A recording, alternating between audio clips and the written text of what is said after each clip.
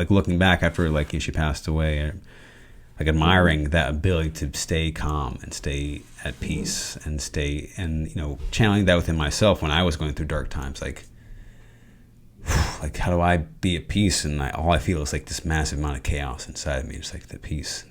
So it was really just those first three, like focus, patience, peace. That was my mantra for a long time. That's a good one. I just repeat that over and over and over again because they cover a lot. Yeah, it's for free. Like focus, patience, peace. And you know, as it relates to like your vision for who you want to be, right? So just bringing it back to that, because that's a lot of people with their lives not knowing what to do. You have your vision, you have something to focus on, right? Now you have something to be patient for, because you have you can see the foresight, the long-term goal. But what happens after that? Okay, it will be peace with the present moment, right? Because if you're not at peace now, you're not going to be at peace in the future, right?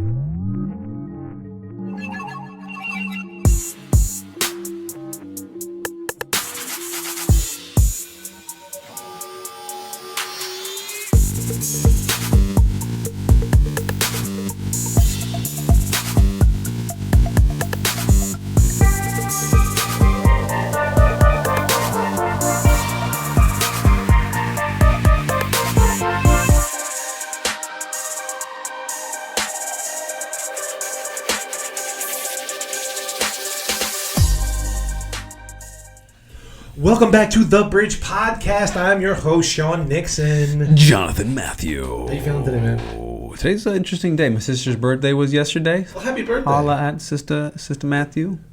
31. That's crazy, I mean, right? 21. Well, they're always 20. 30 forever. It's crazy with the women with the lying about the age, the white lies and the black lies and the... White lies matter. Black lives matter. I set him up for that one.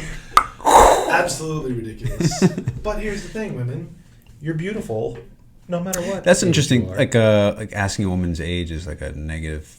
Is like a. I don't know if you do it right, but I see what you're saying. Yeah. Do you? I mean, that's an interesting one though. Like, it is. Do you feel offended if someone asks your age? Why is it for a woman? No, I'm not trying. I'm just being curious, not like misogynistic. So, like, why is it not? No.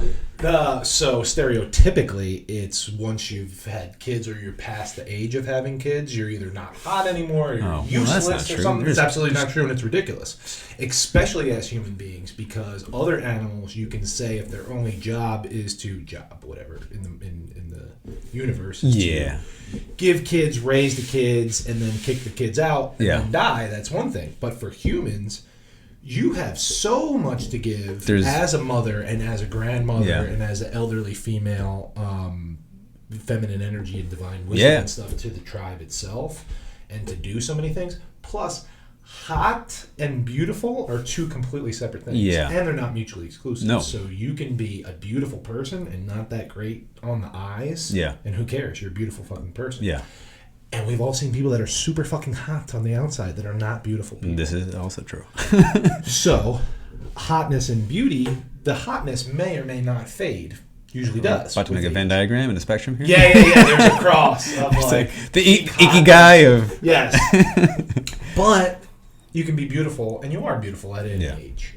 Plus, who doesn't like MILFs? So... That's really all the other stuff you're saying.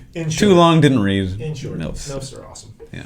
So we are back with an untitled episode of. This one's going to be interesting. This one's going to be more interview style, where I'm interviewing John on a series of meditations, visions, thoughts, stories, events, experiences that came to a list that he happened to journal and write down, and surprise, surprise, comes up with 7 virtuous qualities that we can all have and learn from. They just happen to be 7, so the 7 series continues. Yeah, that wasn't planned. Like I picked them up as I went. They picked them up as they went. It just happened to be 7, and they're basically life experiences and stories and reflections, self-reflections of learning life's lessons over the years. And we talked about it, and I was like, wow, we gotta fucking record this shit, because this is beautiful. And furthermore, just because there's 7, once again, not planned, they line up with the chakras as far as like what they're trying to teach us and stuff like that. So let's kick it off. The first one is focus. Focus. So focus can mean a lot of different things. In this sense, it came to me, or that word for me as one of these virtues really was focus, as in singular intention, and in the sense of being grounded too as well. So the way this one came to me, so my dad passed away when I was 6. So that was very beginning of August of 2000. It's like Y2K-ish era. I remember that being a thing. Yeah. And so obviously very difficult for like my family. He was only 58. Wow. And my family was also my mom's side of the family. I was never very close to my dad's side of the family. My mom's side of the family, very religious. When people hear that, like very religious, they immediately think like Roman Catholic, like slapping your wrist, nuns kind of deal. But like they were Lutheran, and like they were like, I had a really positive experience with Christianity. So my mom's side of the family is from Guyana. So if you look at me like a brown person, like, isn't he supposed to be Hindu? It's like, well, okay. How is he American, South American, and Asian at the same time? It don't make no damn sense. Unless you have a brain. So from Guyana, South America, only English-speaking country in South America. People think Ghana or New Guinea. Both those are incorrect. Guyana or French Guyana, Suriname, those are also incorrect. Closer though, Guyana, Guyana. So if you hear somebody from Guyana, they sound like someone from Trinidad or from the Caribbean. That's the kind of accent they have. Yes. British colony, melting pot. Africans, Indians, Portuguese, Chinese, the natives also there. So like a really big melting pot. But anyway, very religious family. My mom was probably the most spiritual in terms of dabbling in the esoteric. Not even dabbling, but just believing it exists. Sure. And it really came about because of my dad's passing. She was really just looking for, because they had, again, just got like 6 years to be married, so like that's crazy, bro. And my mom got married late, and they both had been in previous relationships, but like I was like my mom's like the love of her life, and then just like went like that, and so she was always looking for a way to like reconnect, and this is when like a lot of the mediums are popping up, and so like there's a lot of scam artists out there for sure, but like she ended up finding this one lady who was and I've done readings with a bunch of different people, and I probably say there's only like 3 people I've met now that I really trust with my readings. Sure. That have been really accurate as well. What I mean by that, at least that I can tell. And this one lady was able to connect with like my dad, and and for a single mom raising 2 kids, also taking care of her 2 parents that ended up becoming sick. It's like and who put her like a career woman, like she forewent relationships, kids, and all that stuff to pursue a career, immigrant, so it was like very, very challenging. And so she was just looking for some sort of like solace and some sort of like, what do I do? Sure. Like how the fuck do I do this? So she ended up finding this one lady who's very good, just very expensive now. Michelle Livingston, I'll give her a plug because she was also my first reading. But I remember she had done like 3 different readings when I was a kid. I never really thought too much of it because I was just being a kid, doing kid things. But I remember like one of the messages she gave back to me. She never told me everything because some stuff wasn't meant for me or my sister. But the one message for me was like, you need to focus more. Wow. Focus. I never really got the context of that until later, right? Because like, okay, well, like that's how most messages go. You don't piece it all. Yeah, and it's a very simple phrase too. And for a kid, it's like, yeah, I can tell a kid to focus, but like, okay, good luck. Like young focus. 8-year-old boy, focus. Okay, go. So time. Yeah. So I kept that one. Like I always remembered that. And it wasn't until I really like left post college. Really dark time for me. Decided to run away from my problems, so to drive cross country to California. And I was going to do this by myself initially, and I ended up going with my friend Jimmy. It always sounds like a better idea than it actually is. It always sounds a better idea than it actually is. We literally drove across the country in like 8 days, which is awesome. Very condensed, but we fucking pulled it off somehow, and we had fun doing it. But before I went, like out of nowhere, something decided to pop in my head, like maybe what was that, like medium lady that my mom talked to? Because I was also very unsure with my life. I was in a very dark place, and I really didn't tell anybody about it. So it's like, let me just jam these emotions and feelings into a jar, and then we'll put them over there and see if they don't explode. And then we'll drive as fast as we can across the country. I've done it. I looked on just pour drugs and alcohol and food and on that, light it on fire. Exactly. Woo! Molotov cocktail of emotions. Been there. And but it's popped into my head to go ask my mom about that lady and see if I could connect with my dad at this, or whoever was out there. My grandma had passed away that year. Just get some like advice, like what do I do with my life, and so I ended up. That was like my first reading, and it was my first like dabbling into spiritual space. And I remember her asking me like, "Are you familiar with the chakras?" And I was like, "No, I don't know what chakras are at that time." I saw it in the gift shop once. I was learning Doctor Strange, and I was like, it sounds maybe familiar. And I remember her explaining that to me, but I remember like connecting with my grandma and my dad and my grandpa. Was very, very emotional because like I said, there's like a very specific, if you know Guyanese people, if you know my culture, like the fact that nobody knows Guyana will tell you how specific of a thing specific of a culture it is. So like I know the way like people speak, which I know other people don't know. And she's like this like white lady from Central PA, and so she was trying to like understand what they're saying, and she didn't know what she was trying to pull through, but like, oh my god, like I know exactly what they're trying to say, because I know she's not bullshit, because she would have had to know that culture, and there's no way this lady knows that niche of language in a culture that you would have to be immersed in. And then like my dad came through he came into this last one, and like he re-delivered that message, like the focus, because I had always like a positive attribute of like the way my mind works is that I can kind of see multiple things at once. I can handle multiple projects. I always consider myself a jack of trades. People who know me are like, you're really good at a bunch of different things, which I always thought was a negative. No. Because I'm like, I admire the people who are really, really, really, really good at one thing. Yeah. And our culture does glorify those people a little bit more. Sure. So I didn't ever really appreciate that. But the negative of that is that I can become really distracted with taking so much information all the time in. So I do have a hard time focusing. And so that like in that space of like connecting to loved ones that had passed and having this extremely accurate and like visceral reading, like that was like that first one, like focus, like okay, focus, like that's all I had at that time, like okay, stay focused at that mission. At this point I really had in my head that I wanted to pursue like a career as a fighter, and that was that I didn't realize where that had come from, and that had come from like that was the first thing I ever like won at. Like, like I never really I'd been like middle of the pack most things, but like that one thing I remember the very first tournament I ever did as a grappling tournament, I won, and it was like in double overtime dramatic fashion, and I remember that feeling. And I remember looking at like my coach or like my sensei at that time. It was like that look in their eye of like approval and like and like acceptance and like belief in you, and like I'd never really felt that in that kind of space. And I was like, I can do this. Like I'm fucking good at this. Yeah, like I won. Like I did this. Holy shit! Like, and then so that's what that drive for that was. But that was also an ego-driven response too, as well, to like I feel the need to feel that feeling again from something else. External validation, right? When you're young, you don't know that. When you're young, and so that was the focus. So that's where that came in, and that's why I tied to the root chakra because for me it was always grounding, because I can become very apathetic, disconnected.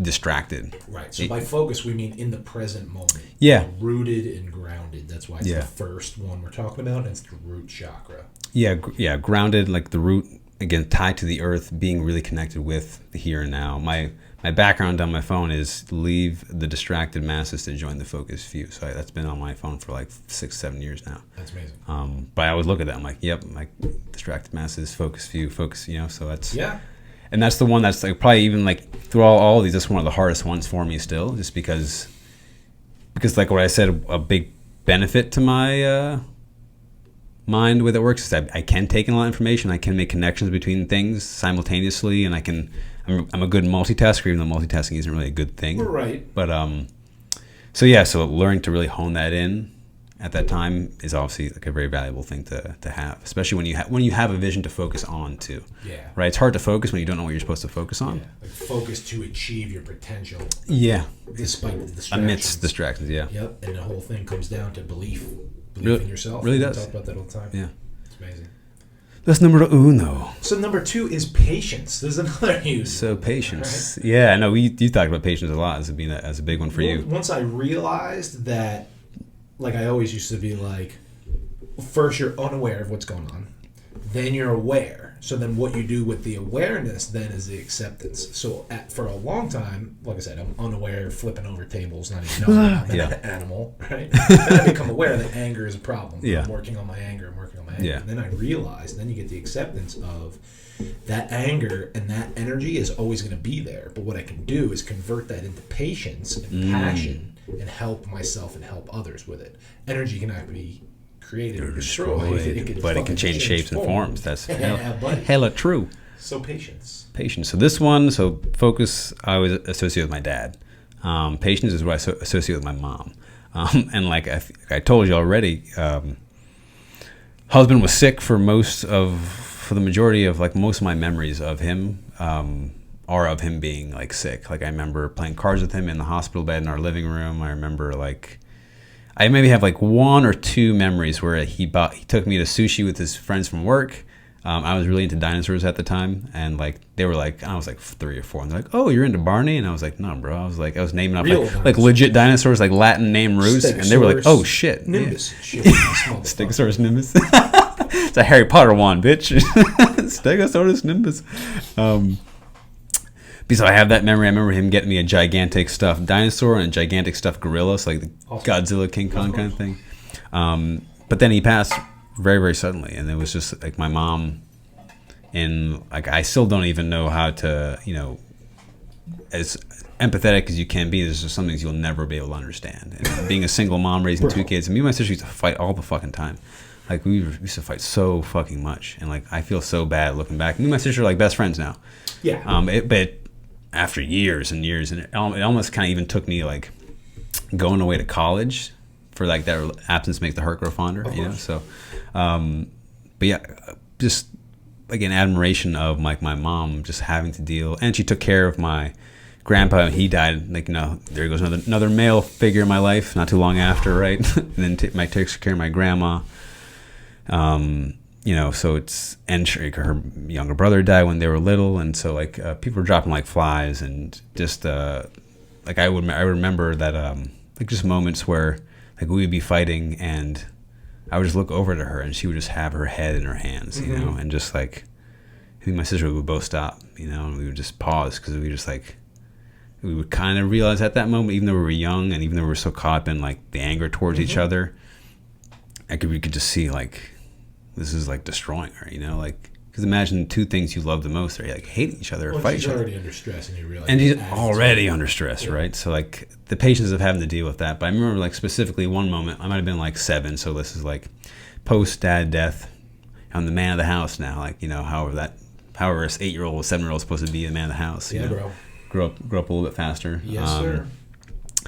But I was helping her do like the Christmas decorations, and it was just me and her, and we were putting on the lights, and I was just like, you don't put the fucking lights on correctly, and they get all tangled up in a spaghetti wire, and then although they have these fancy things now where you can like roll them. Not back in the day. You're fucking looping it, like pulling the knot tighter. Yeah. Cursing. Oh my god. Yeah. So I was getting so fucking frustrated with opening. I didn't even know the word "fuck" at that time, but I was so fucking frustrated with just undoing these wires, and I was just like, I remember just like throwing them down. I was like, I'm done. And she like picked them up, and she's like, relax, just patience. Just like doing it slowly, and slowly became undone. And slowly became undone.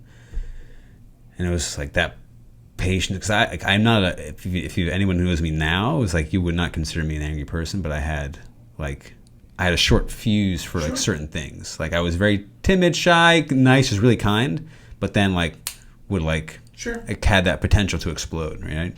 As a kid, just not anybody in particular except my sister, but just like in general. And she's like patience, slow it down. And so like there's been a ton of other like moments where she's told me to be patient or taught me that lesson, but for some reason that specifically might have been like the first time I remember her hearing it, but it's like a very specific memory to me, and who knows how your brain stores memories, right? So so I remember that patience, and like why this one correlates with the sacral chakra, right, and that emotional energy, right, is like the same reason your anger turns into patience. My anger turned into patience. My frustration turned into patience, right? And in terms of creativity, as a creative, anybody who is a creative out there, like the creative process is not if it comes instantaneously, you have zero control over it, for one. It's just kind of like the muse working through you, right? But in general, it takes a long time. The whole process of creating a human being takes 9 months, like that in and of itself. And also that emotional center, like emotions are reactive, right? And it takes like a lot of separation and observation, and to have patience with yourself while you're going through those emotions, right? Because like that anger or that frustration or that sadness, sometimes it's not necessarily justified, but it's the correct response to whatever the situation may be, right? Sure. But if you let it get out of control, if you become consumed by it, that's where it can... And then repeating patterns. Exactly, right. Negatively affect yourself and others around you until you have that awareness. Yeah, and then I had that focus with me around college, and that's when I kind of grasped that patience, that memory came back to me after I kind of gotten the focus from that reading. I was like, the patience, like, okay, it's like that. It was starting to form. It's like now you're old enough to start collecting life lessons. Yeah, because you're always learning. Like even in high school, you look back and you learn so many things. But did you absorb it and were you even aware that you learned it? Right? No. And so at this point, like I finally kind of created that focus, right? Something to focus on. Like this is what my vision. This is what I want to do. I'm going to move to California. I'm going to train at this gym. I'm going to commit my life to it. So I had something to focus on. So now I had something to be patient for, right? So because patience is obviously valuable in general, but especially when you're working towards a long-term goal, it's going to take a lot of hard work and a lot of sacrifice, and a lot of commitment, and a lot of struggle. Like, how do you get through that? Trust the process, patience, one step at a time. One step at a time. I texted my friend Jimmy, who I moved to California with today, and he had just done a workout, and I was just giving him shit for like missing work, because he always misses workouts. Yeah. So I was giving him shit. And he's like, I'm feeling really good today. I'm like, man, I've been like in a rut this past week. And he's like, ride the wave, one day at a time. I was like, that's perfect. That's exactly what I need to hear. Like one day at a time. Patience. That's really what it is, right? Yeah, it reminds me of the story of the guy where he's cutting down the tree, and the fucking saw is really dull, and he's fucking going crazy, and his neighbor's like, hey, bud, take a time. Hey there, neighbor. Howdy ho, neighbor. Howdy. Take a time out, sharpen the blade, and it'll work more efficiently for you. And he goes, I don't have time to stop and sharpen the blade, because he doesn't understand patience. Yeah. And part of that is, like, in that story, too, is like foresight, like seeing the bigger picture. Zooming out, man. Because in the moment, especially when you are consumed in whatever's happening, you can lose, like there's no time for and you lose perspective, right? So patience goes along with perspective, right? Because at the end of the day, we were just talking about this before, like everything's going to come to an end, So what are you rushing for? That's interesting. That's always the thing that I used to struggle with, that I would ask you, is like, how do you balance letting go, acceptance, and surrender, and patience with working hard, achieving goals, ambition, driving. Well, that's like that's the seesaw. Yeah, that's what holds the polarity. And so, like, I feel like that's an interesting one for me too, because and no one has to believe in the zodiacs or whatever, but there's interesting ways to know yourself, right? Of course. So my sun is a Capricorn, which is the goat climbing the mountain, like ambitious, driven, hyper rational, hyper logical. My moon is Scorpio, which is like hyper emotional, super intuitive, somewhat volatile potentially, right? So those are like the two opposing forces that like I feel are within me. That's like that emotional, creative intelligence and intuition, but also like this drive, and I can feel when they both get out of balance. And it's a weird. It's really just practice, right? Just like living through it is the answer there. That's all we can do. LIVIN. Next is peace. Peace. Inner peace. So another family member for you. Throwing in my grandma Julie. So this is my mom's mom. So Dad passed away, Grandpa passed away, my grandma lived with us. This is what we were talking about before, where mothers, females in general, get to a certain age, and it's like, do you know how important grandmothers are? Grandmas are super important. Like, so important. I can't say anymore, I'm not going to cry. Yeah. Yeah, I have so many positive... It's a big deal. Yeah, because I've seen I've obviously seen my sister get very angry. I've seen my mom get very angry. I've seen myself get very angry. Sure. I could probably only count like 2 times I've seen my grandma get angry, and it was getting angry because how angry everybody else was, sure. And so that's why this one is peace, because this is when my grandma, like I said, my grandma passed away my senior year of college, and I remember it was poker night with like my friends in our house, and I had just won. Me and my friend Drake had just won. We split it, and I got my call from my sister. It was like the middle of winter. It was like, grandma, she passed away. And like I was like, I didn't really process it, at that time until because it was a blizzard out and I couldn't drive home because I had like a '93 Altima that would spin out easily. It did spin out tons of times. So I remember driving up the next day, like that's when I felt it hit me. The fucking, I don't even know how the song got on my iPod, but the Jimmy Eat World, like when that song, like when Angels Lead You In. Oh Jesus! So that one hit me fucking the face on the highway, and then that's when I started to contemplate her a little bit more, and she was the first one to come into my reading. And I remember Michelle, the psychic lady, said she came up like right next to me and like put her arms around me, and like. I immediately got emotional, but then she said something that I know my grandma would say in that way, and like that's when I was like, "Fuck, waterfall, fuck me, goddamn." Yep.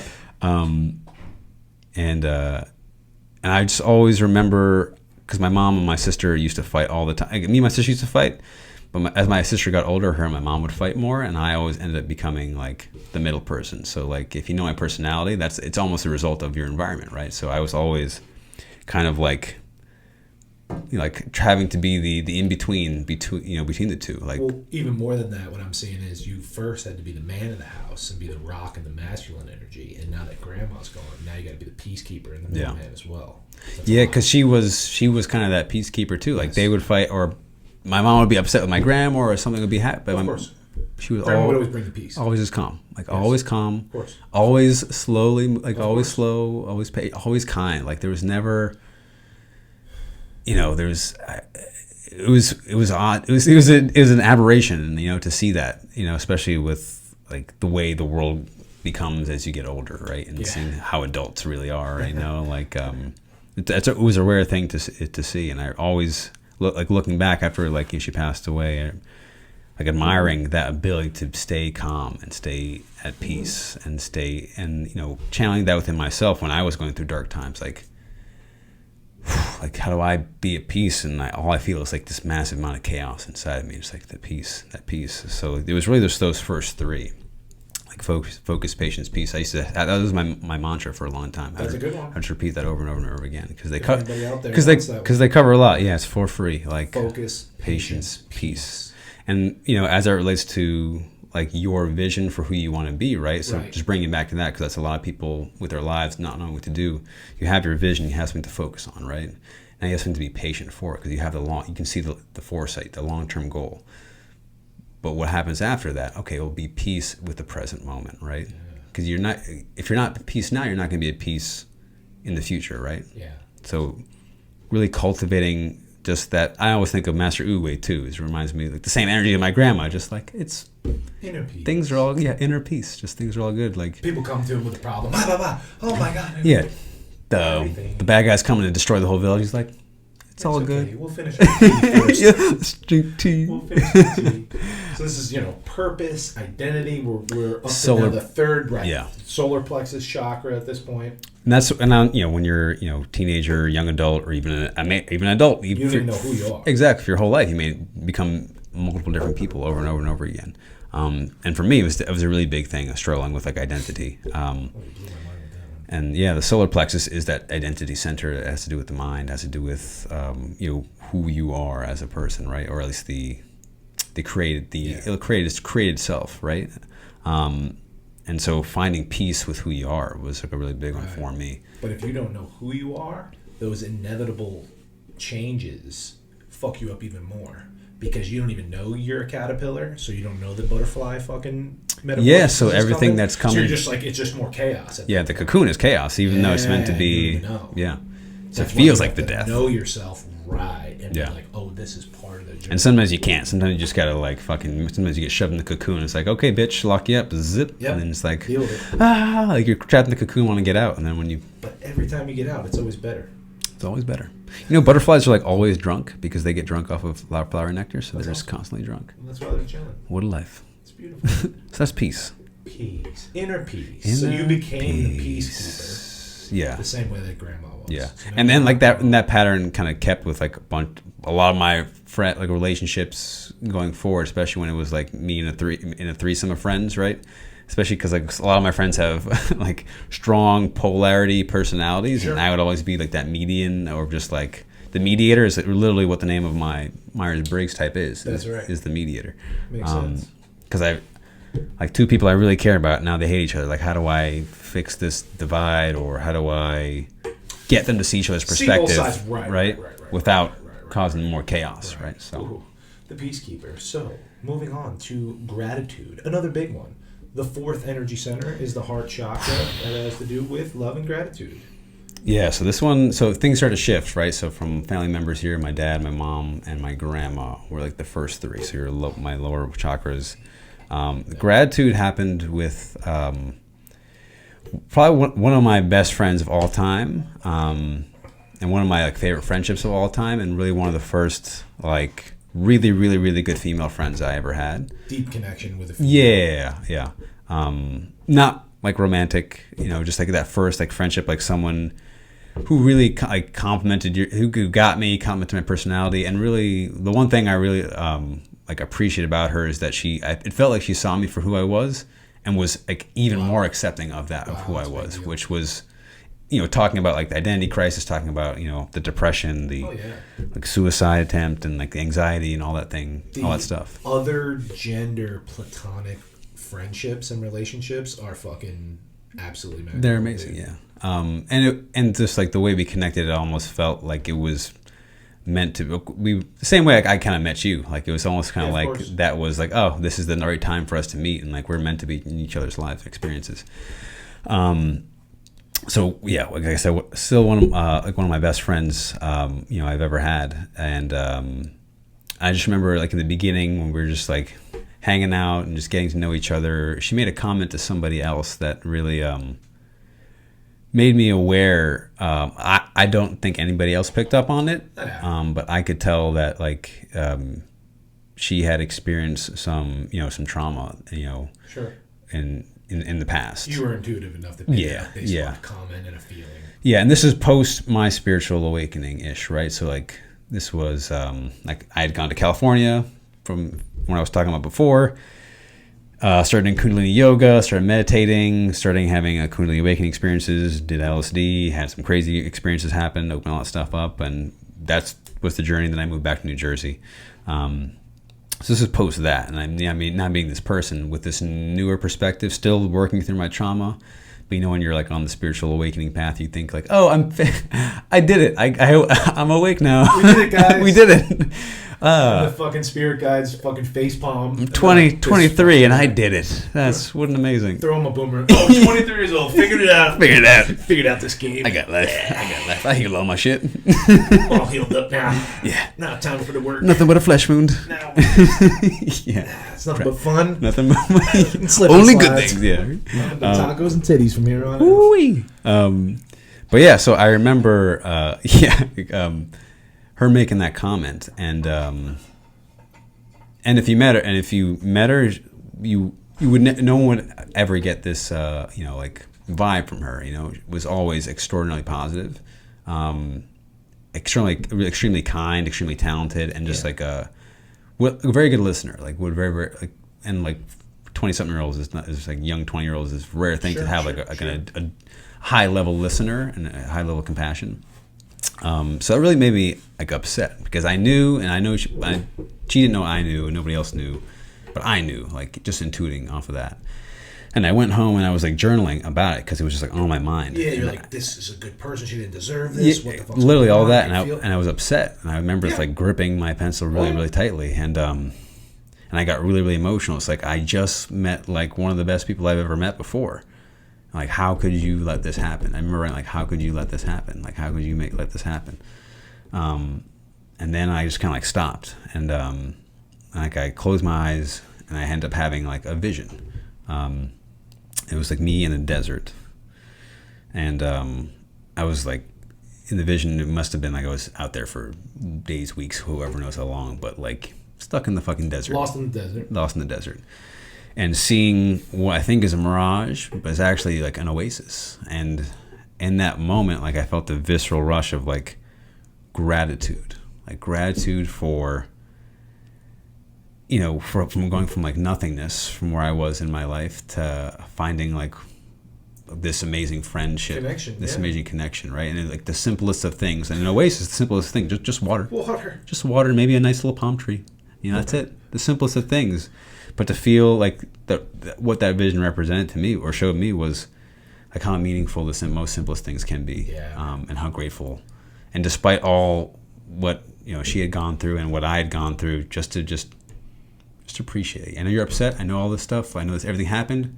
Just appreciate the right now. Just appreciate this relationship, Wow. And so like it came to me like gratitude. I remember writing that. I can probably go back in the journal and find the page, like gratitude, like gratitude. And so that it sparked from like my initial relationship with her. And that was like externally meaningful. And then obviously relating to the heart chakra. I mean, I don't know if there's any more perfect one for the heart chakra than gratitude, right? And especially relating to her personality, just like a very open, like I said, a good listener, a very open person, and vulnerable. Being willing to be vulnerable with somebody else is an act of courage, is an act of strength. Sure is. And accepting that is an act of gratitude, accepting someone else's vulnerability, Yeah, wow, yeah. So that was a very powerful thing for me because I had really good friendships and great friendships. But like this one again was different just because of me knowing now and then me knowing what I just gone through. It felt like, it definitely was. We were both coming off of in the process of like healing from different traumas, and we were like the perfect, like helpers to each other. North-south magnet at the time. Yeah. And it's just like we're here to help each other, on this journey. Is what I feel like. I remember even having a dream. I dream a lot about people. I dream like 10 dreams every night sometimes. Sometimes I've had like 20 dreams in a night.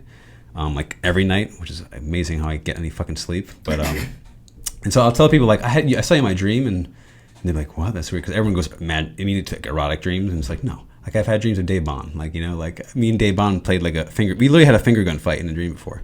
Sounds legit.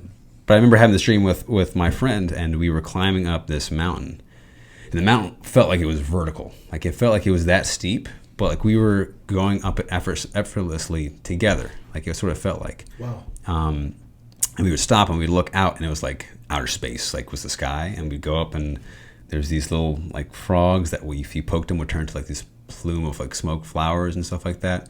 And all I remembering the dream was like we're doing this together. Like this is what this wouldn't be possible if we weren't together, climbing this mountain, whatever. Yes.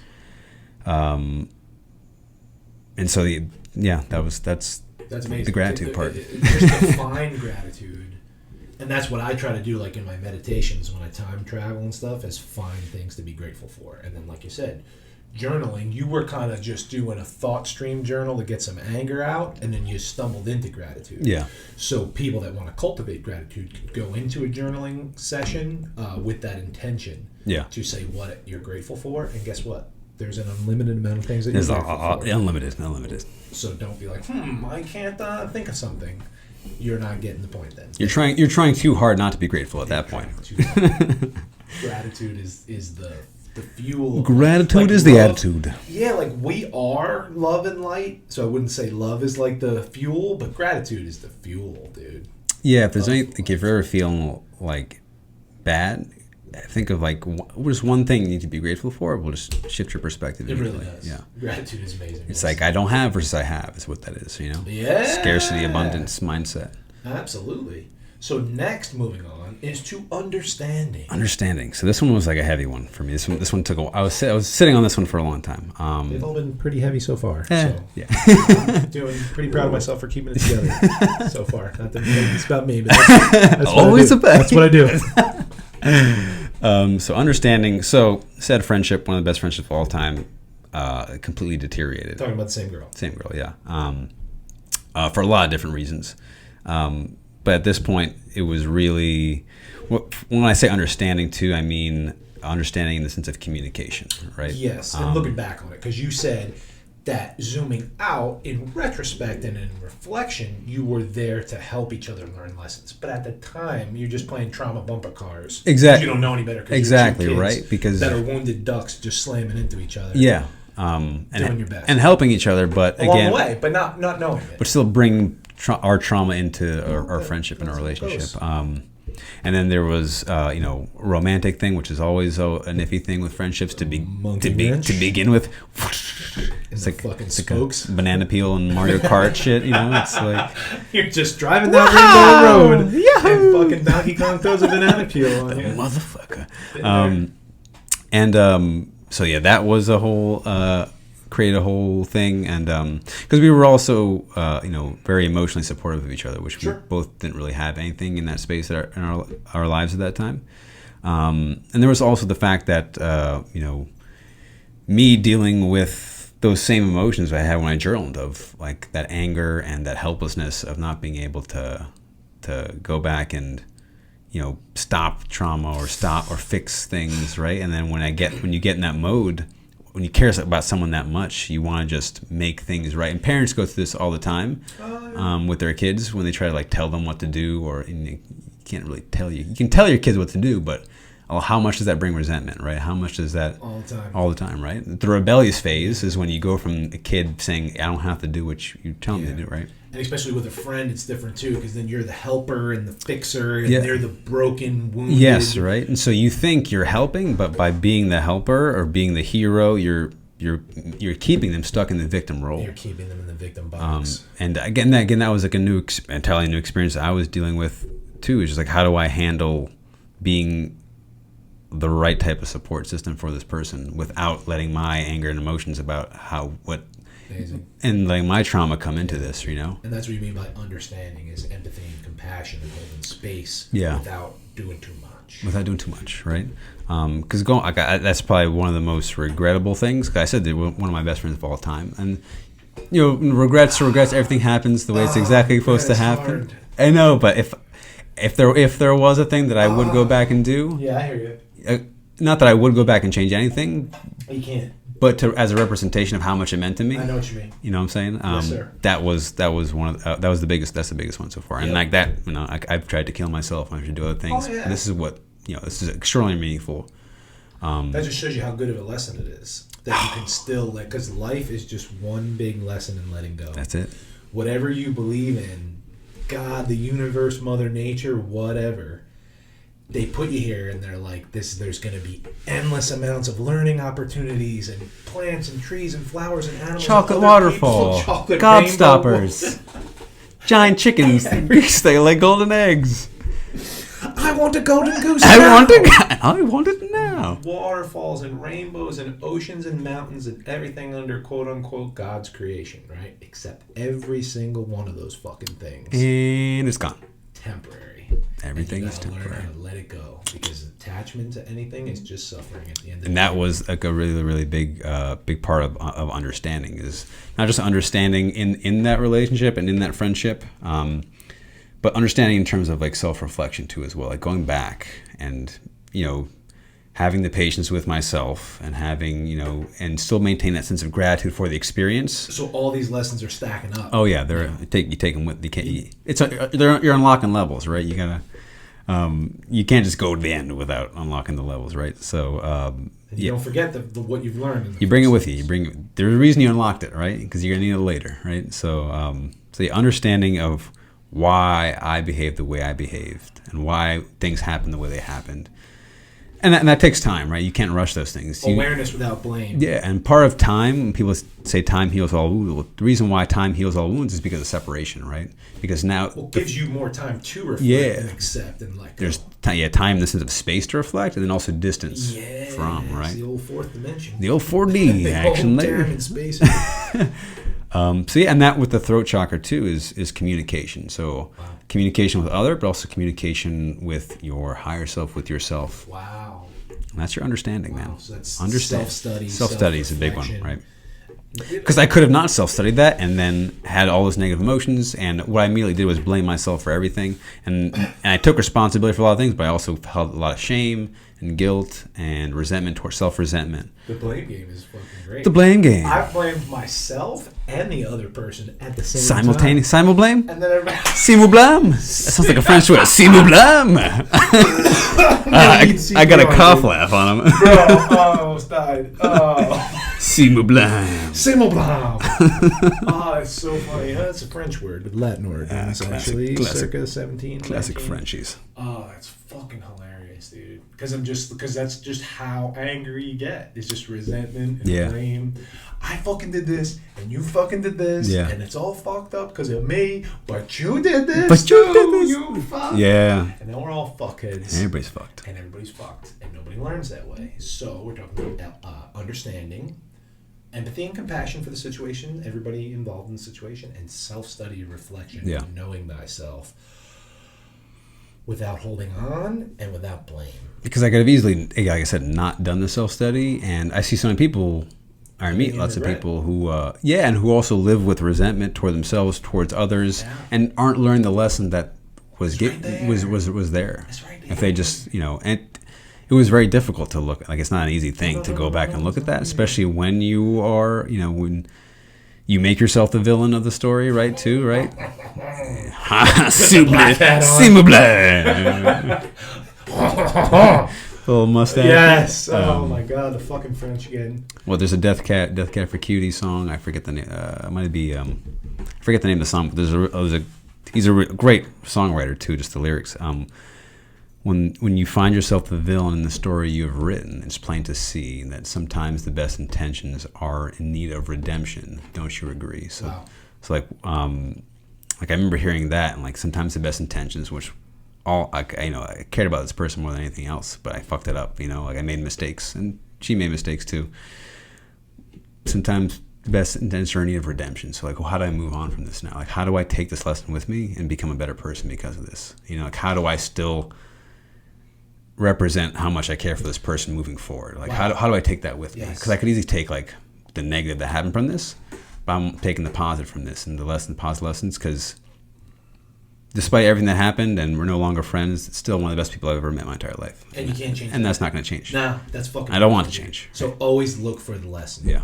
That's absolutely amazing. Next one is trust. So trust. So it's trust your intuition, right? Now we're late 20s going into your...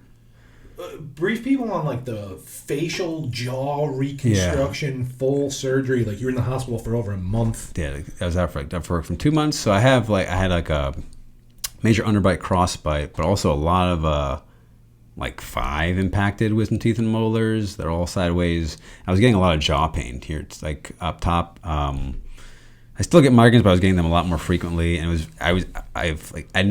happened like at 13. That started to happen. I think it's genetic in my dad's side of the family.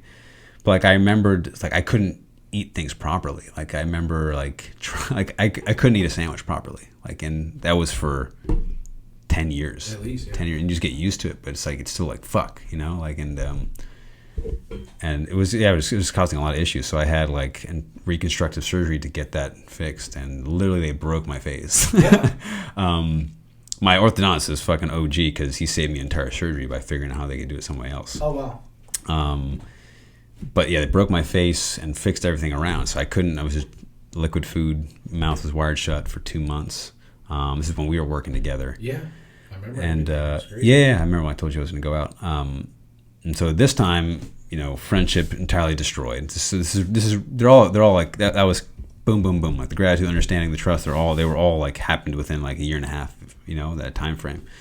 And so at this point, like I'm also at the time ready to leave the gym because I'm just not feeling that's where I'm supposed to be. And I'm feeling again that same urge to run, just towards away from something in terms of like the negative friendship decimation, Instead right? Instead of setting a goal and running towards something, yes, we're always running away from shit. Exactly, right. No destination, you just run in place. With no destination. And I remember clearing out.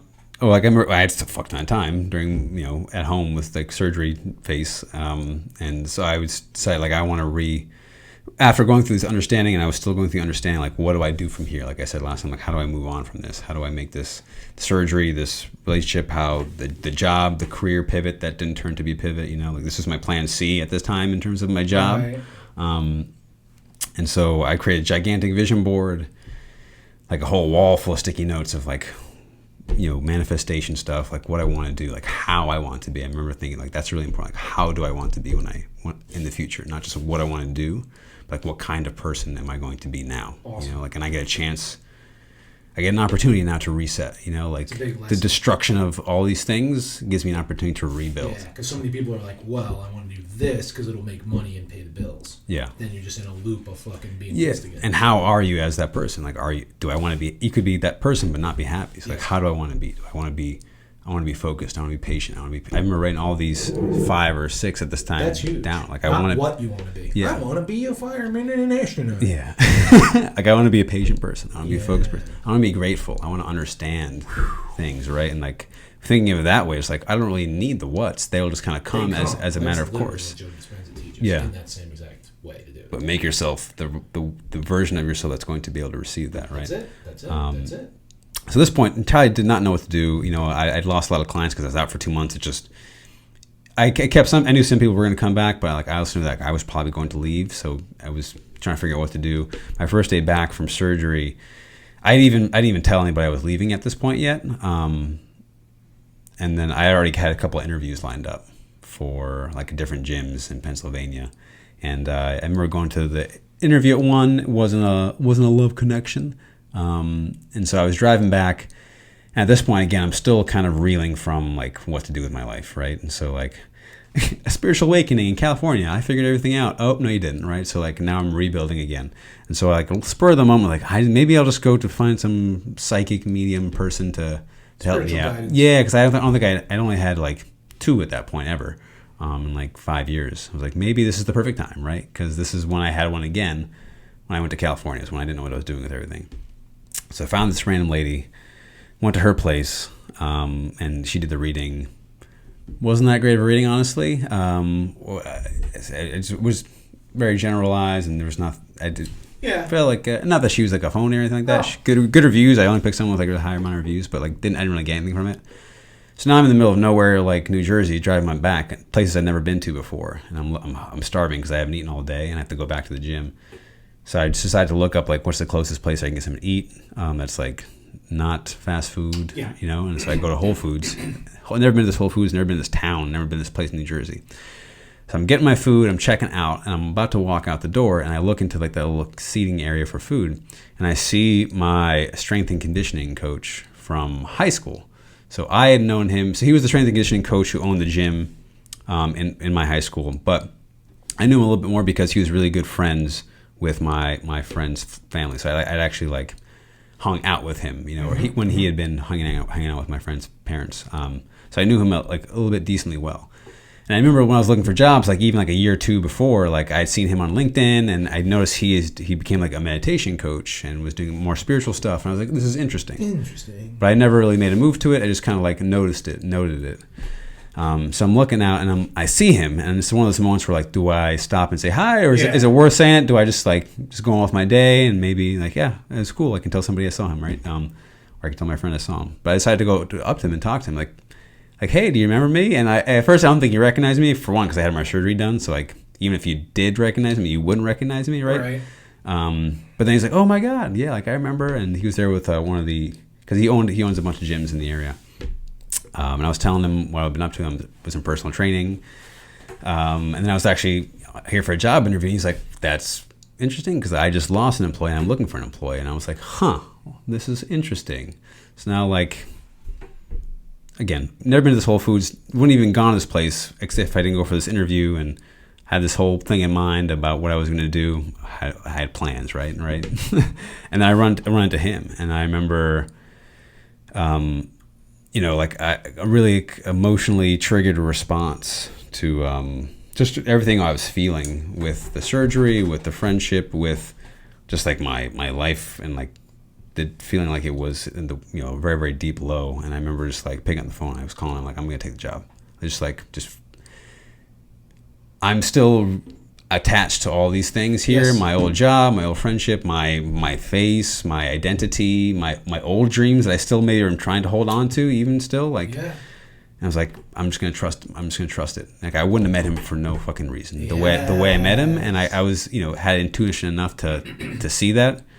And I just kind of I went with it, and now I'm here. So that's the lesson: trusting the universe and looking for those synchronicities and trusting those. Yeah, and big one with trust too is just letting go, right? Letting go. Because if you can trust it, you can let it go, right? That's it. So if you trust the universe and God and whatever, that you have no control over the future, but you trust in, that's faith. That's literally faith. The it's literally faith. Yeah. And you let go at the same time of self-limiting beliefs, then the world is yours. Yeah, so it's letting go of control and letting go of things that are holding you back, right? Yeah, because you just clear, abundance is everywhere. You're just clearing blockages and then trusting the universe. Yeah, because if you really want to leave your job, you don't like your job, but you're holding on to it, and you're like, I just want, I'm staying at it. Like, well, let's do some understanding, self-study. You're like, why am I holding on to it, right? It's like, if you have to be honest with you, it's like, I don't trust that I can do. How many people would say, I don't trust that I can make it on my own? But you get to trust the next branch before you can let go of that other Exactly, branch. right? And sometimes there's no way of knowing to trust the next branch. Nope. Sometimes there's nothing clear out in front of you. Sometimes you just got to grab and then... You got to take that leap of faith. Take that leap of faith. I love right? it. So this is our sixth energy center, the third eye chakra, which is trusting your intuition. Intuition, yeah. Which is your connection to the universe, God, whatever. Yeah. That's your intuition. Trust that shit. Look for synchronicities. For time's sake, we're at number 7, which is love. Which is the crown chakra, literally unconditional love, your connection to the universe and oneness and omnipresence, and the crown chakra's connection with God and the universe and literally just oneness with everything. Yeah. Not I love Frappuccino's love. No, yeah. Not even I love... Or a woman or your mom or your grandma. Not even that, yeah. Or a chick or your beyond that. Or your dog. Yeah. Literally the vibrational frequency of love, as in omnipresence, as in we are all one and we are made of love and light. Yeah. And so, like, again, as you're seeing, these accumulated over the years. So again, I didn't intend for them to be 7. And this one just made a lot of sense. And this one kind of really sealed the 7. It feels like when I did a little plant medicine journey during the very beginning of COVID. So COVID happened in March, a lockdown COVID happened in March, and then April 14th, 4/14. I did a plant medicine journey. Oh, no, wait, sorry. This was actually even before that. So 2019, actually, sorry. So I did a plant medicine journey in 4/14, which is very insightful. But I also did one in September. This was the first plant medicine journey I'd gone on in like 4 years, because I had done it in California. I hadn't done anything since. But I had gone through all these hills and valleys of my life without like that guidance that I remember sparked that initial spiritual awakening. Sure. And at the end of this one, I felt a lot from the trip, and there's a lot I could explain about, but the really end lesson I got to was, I am enough. Like, I'm enough. I'm enough. Like that message that you are enough. You are enough. You are enough. That's a big one for everybody. Is to forgive yourself. Yeah. And to know that you are enough. Because I'm the kind of person that I have a hard time letting go. Like most people have a hard time letting go of certain things. And you're not special. Yeah, I know. Oh. But that's what it feels like. You're alone in the universe. Yeah. And that's woe is me. It's only me. You're alone in the universe, and you're the problem. You know? The villain. And you're the reason for why you are fucked up and you messed up. And other people suffering and everything else. And so that self-limiting beliefs and false beliefs of inadequacy. Yeah. It's a bunch of bullshit. You are enough, but you have to realize it in yourself, and part of that letting go is forgiving yourself. Yeah, and it's the cheesiest cliche thing, but it really does start with like self-love, and Damn right. And that, like, I don't mean like going on a spa day. I mean, that can be a form of self-love, but really mean like connecting to the love within yourself. That's it. And the reason why it's the last is because I need to learn all these other lessons for that to even come back. You can't skip to this one. No, you can't. No, it's you like playing a video game and like, I'm going to go to the end level and beat the game. It's like, well, you got 60 other levels to get through first. And they're hard, and you're going to die. Yes, you're going to die over and over again. But you have to remember what you did to get to that part. You're saying you have to learn lessons of how to beat each level to get through? And then remember where you died and repeat Checkpoint. all the lessons that you did, and then you get to a new adversity and you got to figure that out. And then you go a little bit further and you die again. And look, you unlocked a new tool. You can take it with you because you're going to need it. Because you're going to need it when you get... Okay, so then I got to go through level 1, 2, 3, 4, 5 again. And then, a new adversity, a new challenge. But it's just as hard, if not harder. But I have tools and lessons and experience now. Yeah. I got a battle axe now. Yeah, and that end level is just the enoughness, the rest. It's the resting. It's the culmination of all the feeling of all these. Like I understand and I'm grateful, and I'm at peace, and I'm patient, and I am focused, and I trust it all. You know, and that's what love is. Big trust, baby. That's what love is. That's a beautiful. I want to know what love is. Love yourself. Love your neighbor. Be grateful for every breath that you take. Trust the universe. Understand yourself. Be patient when you have anger pop up, and always focus on what you want and what you love. Peace. Deuces.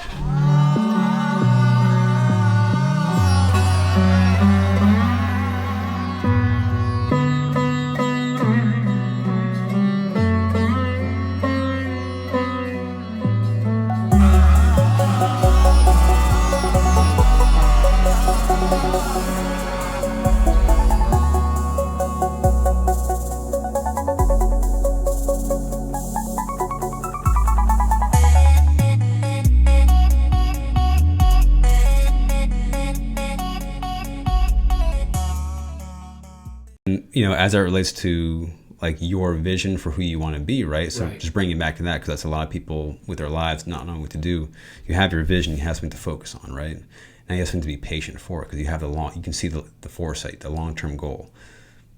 But what happens after that? Okay, it'll be peace with the present moment, right?